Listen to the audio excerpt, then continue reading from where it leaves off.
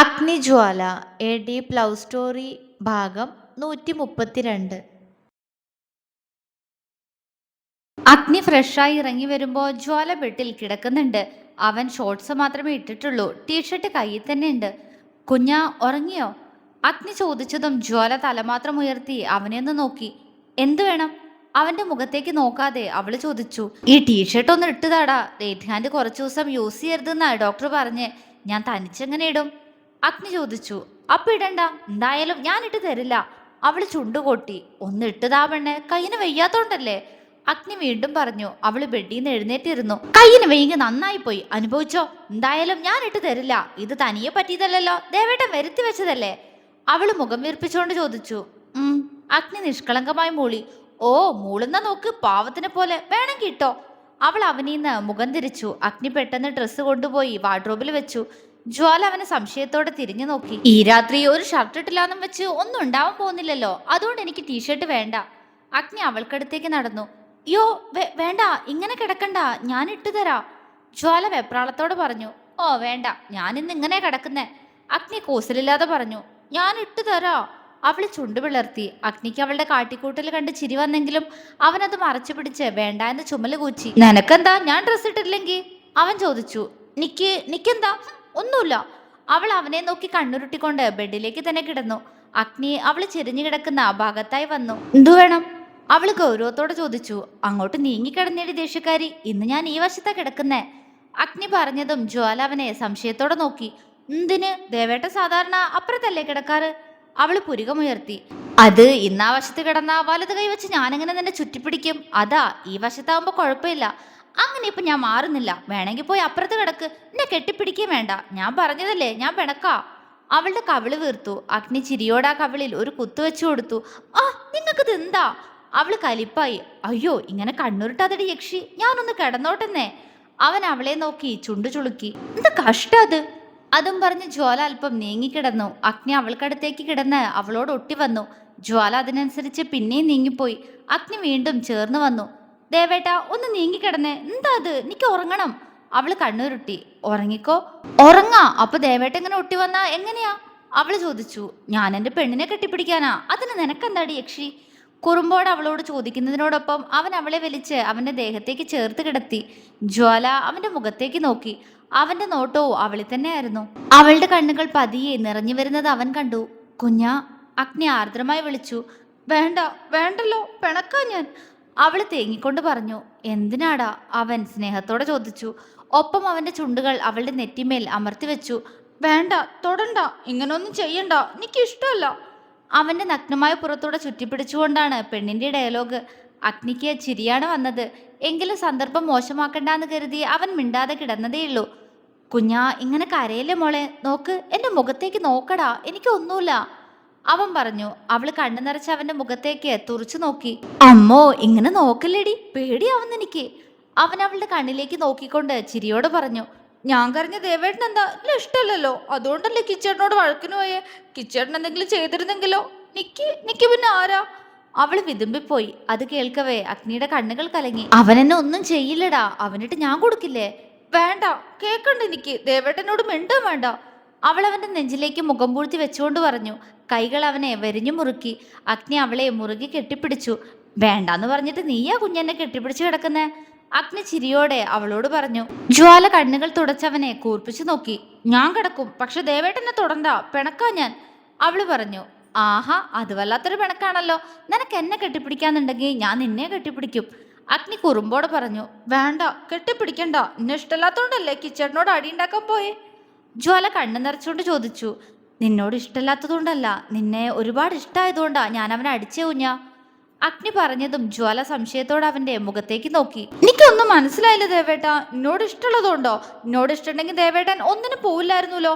അപ്പനെ ഇഷ്ടമല്ലാത്തത് കൊണ്ട് തന്നെയാ. ജ്വാല വാശിയോടെ പറഞ്ഞു. അങ്ങനെയല്ല കുഞ്ഞാ, ചരൺ അവനെന്റെ കുഞ്ഞിനെ കുറിച്ച് മോശമായിട്ട് പറഞ്ഞതുകൊണ്ടാ ഞാൻ അവനെ അടിച്ചേ.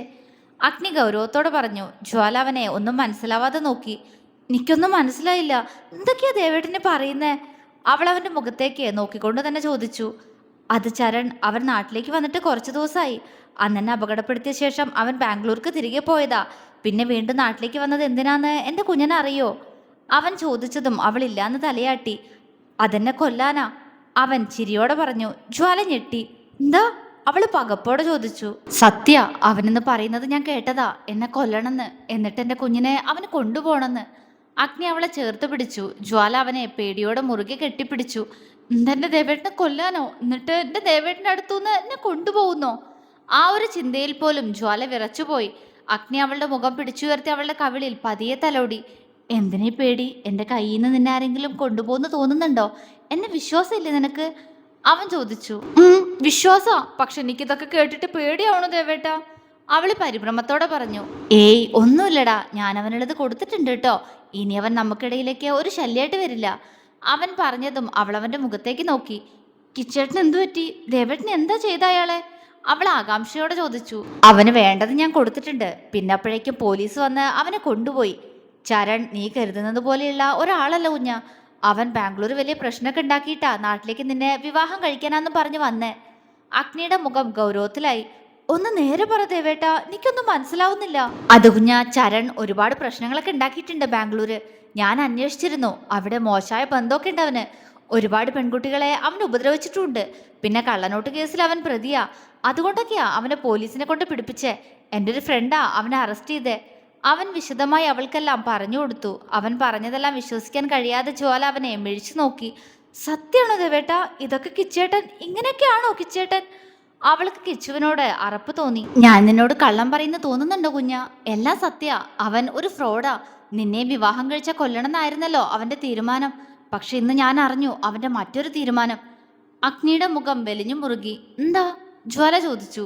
അത് നിന്നെ വിവാഹം കഴിച്ചു കഴിഞ്ഞാൽ ബാംഗ്ലൂർക്ക് കൊണ്ടുപോകണമെന്നായിരുന്നു അവന്റെ ആഗ്രഹം. എന്നിട്ട് അവന്റെ കൂട്ടുകാർക്കൊക്കെ നിന്നെ കൊടുക്കാൻ.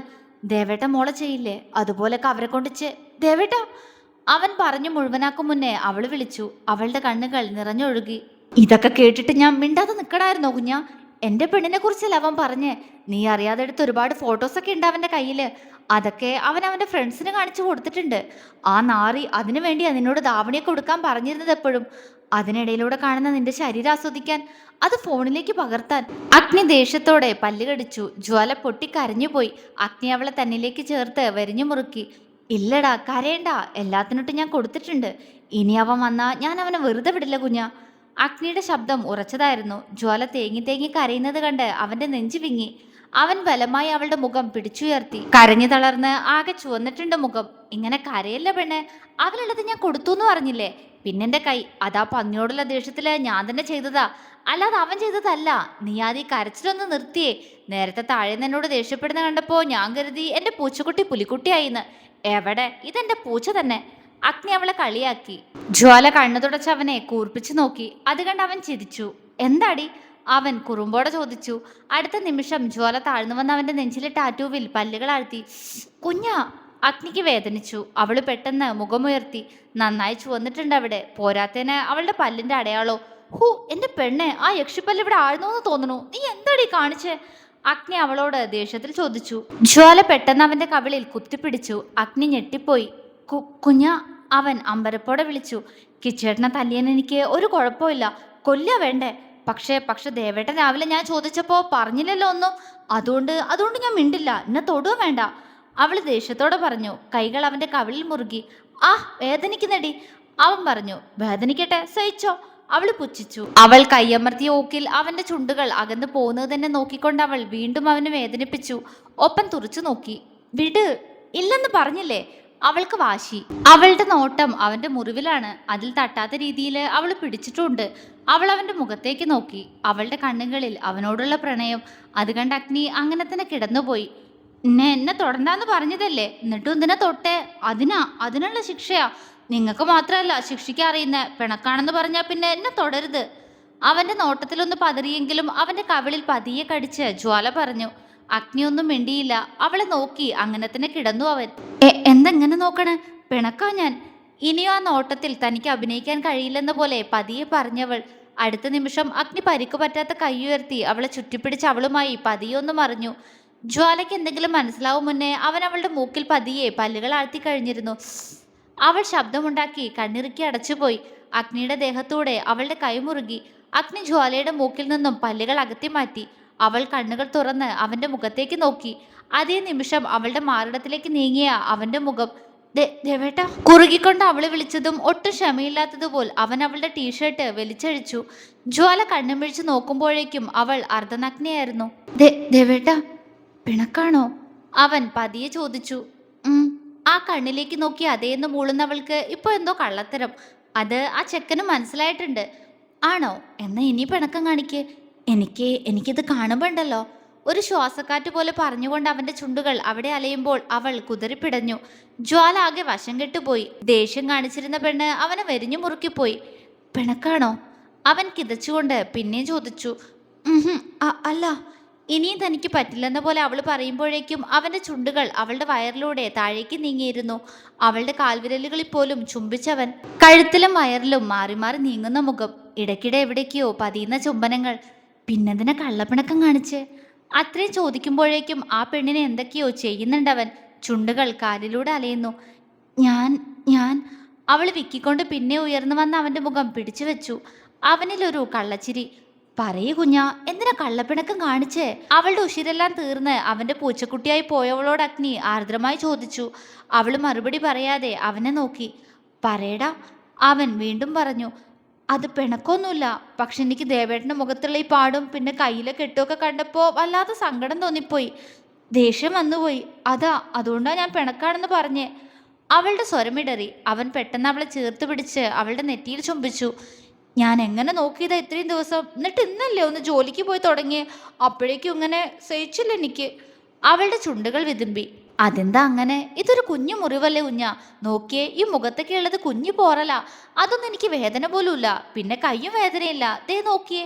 അവൻ അവന്റെ വലത് കൈ ഉയർത്തി അവൾക്ക് കാണിച്ചു കൊടുത്തു. അയ്യോ അനക്കല്ല ദേവേട്ടാ. അവള് പെട്ടെന്ന് ആ കയ്യിൽ പിടിച്ചു പതിയെ അതിലൊന്ന് ചുംബിച്ചു. ദേവേട്ടന് വേദനയില്ലെങ്കിലും എനിക്ക് വല്ലാതെ വേദനിക്കണു ദേവേട്ടാ. ഇങ്ങനെയൊക്കെ കാണുമ്പോ നെഞ്ചൊക്കെ വല്ലാതെ വിങ്ങുക. അവള് കണ്ണു നിറച്ചുകൊണ്ട് പറഞ്ഞു. അച്ചോ, ഈ പെണ്ണിത്. അവൻ അവളുടെ മുഖം പിടിച്ച് അവന്റെ നെഞ്ചിലേക്ക് അമർത്തി പിടിച്ചു. ഇനി ഇങ്ങനൊന്നും ഉണ്ടാവില്ല കേട്ടോ, എന്റെ കുഞ്ഞ് കരയല്ലേ? അവൻ സ്നേഹത്തോടെ പറഞ്ഞു. ഇനി ഇങ്ങനെ ഉണ്ടായ ഞാൻ ദേവേട്ടനോട് ശരിക്കും പിണങ്ങും. അവൾ നെഞ്ചിൽ നിന്ന് മുഖമുയർത്തി അവന്റെ മുഖത്തേക്ക് നോക്കി.